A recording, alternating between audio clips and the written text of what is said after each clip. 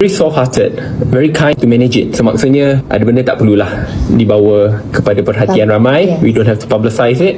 Bella ni, she's very soft-hearted, very kind as well and compassionate.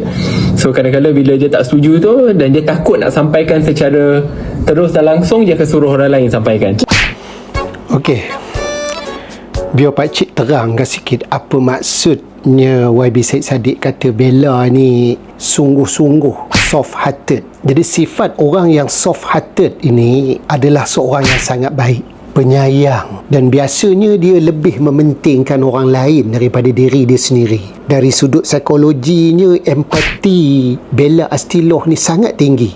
Ini pada pandangan YB Syed Saddiq sendiri yang sentiasa mendampingi beliau dan juga merupakan tunang beliau. Takkanlah YB Syed Saddiq nak nipu, nak saja-saja cakap. Yang keduanya, orang yang jenis soft-hearted, compassionate, kind ini adalah orang yang sentiasa mengelakkan konflik.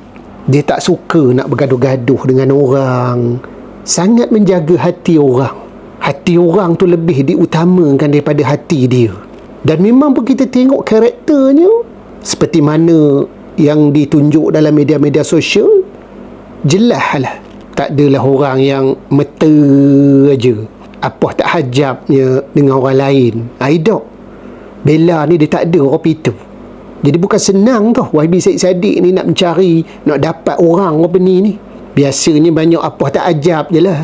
Sebab itulah kadang-kadang apabila dia tak setuju, kata YB Syed Saddiq, dia gunakan orang lain untuk bercakap. Dia tak sanggup nak bercakap. Tapi setengah-setengah orang itu belum apa-apa dah membantai dah. Cukup-cukup dibantai kita. Tak boleh nak bantai berdepan, rubuh pula dekat status WhatsApp membantai kita. Guna jugalah orang lain nak menceritakan keburukan kita ni.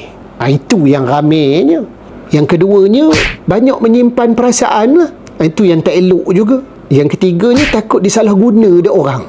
Jadi baguslah YB Syed Saddiq ni dah sangat-sangat memahami Bella Astiloh ini. Jagalah dia sampai ketua ya.